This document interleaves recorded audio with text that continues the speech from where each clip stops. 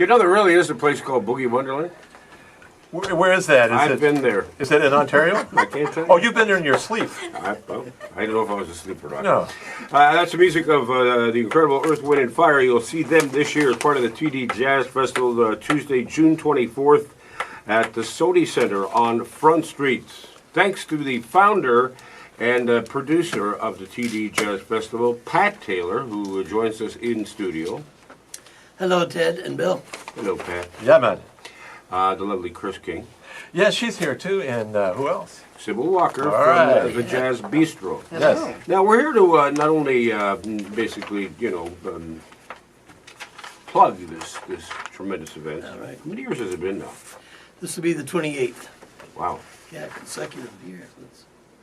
I started it when I was 9. Really? Were you wearing the same suit?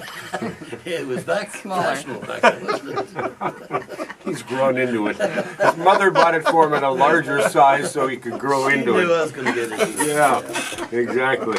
But we're also here to honor you for what you've done. Bill? Yes, we do. Pat, we've been talking about this, me and Ted, how we were going to get you in the studio one day. We figured if we give you an award, you'd show up. Because we tried last year to get you here, and you kept sending substitutes. So this is great. Anyway, I'm the regional representative for the Jazz Journalists Association, which is an international association of several hundred of the world's finest journalists. And they're the ones you really read their columns. They're photographers, they're writers and books and everything. And each year they honor what they call jazz heroes. And this year, I think there's in 21 cities all over the world, they've picked certain people who have really given something back to the community. And the festival is part of it, but before that, your time at Roy Thompson Hall, booking jazz, and the outreach with youth, all the other things that you've developed with your festival over the years makes you a very deserving person of the Jazz Hero of the Year. Bill, that's amazing. Thank you very much for that nod. I'm going to give you this bottle of champagne as well. But anyway, and the macaroni. I'm going to have let's Sybil, why don't you? This is Sybil from Jazz Bistro. And Sybil, would you make the presentation of that? Yeah. I think this would be great. You guys have been close friends for many, many years, and have a special relationship. Working with her when it was the top of the senator in a variety of situations.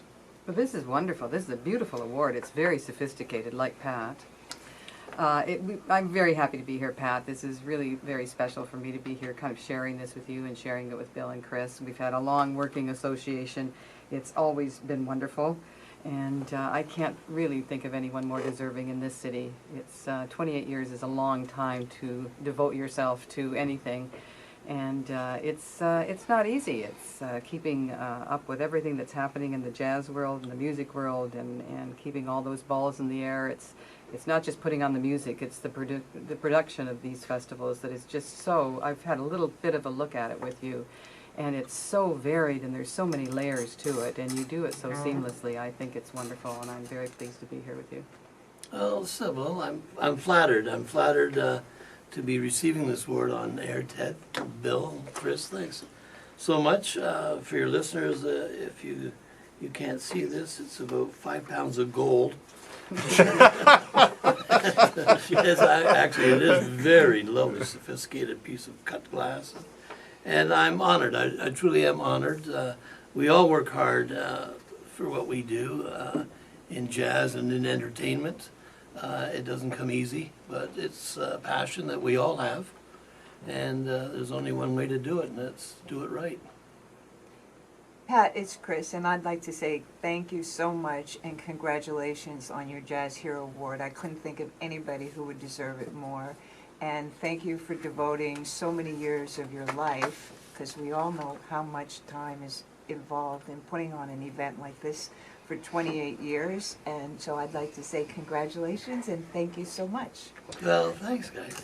How much time does it take? Is it 24 or 12 months of the year, the gig? Yeah, it sure is. I don't do it by myself, by the way. No, I'm aware of that.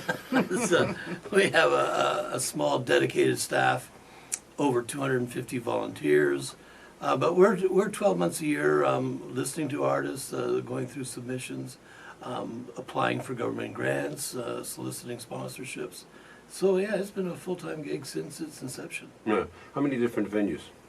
Well, we're over 40, I think closer to 50 this year, from the venues such as the Sony Center and Roy Thompson Hall, right down to the best clubs in the North America.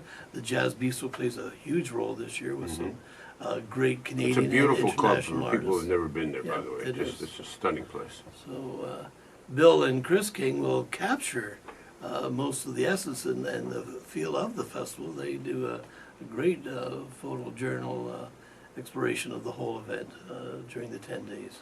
And tell me, where did you really got that voice of Snoop Dogg now?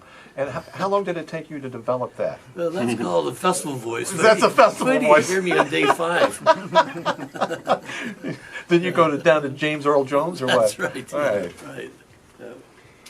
Whose idea was this initially? Well, it sure wasn't mine. I wanted to be a doctor. No, it was. I was as part of my responsibilities at Roy Thompson Hall. I had a great jazz series going.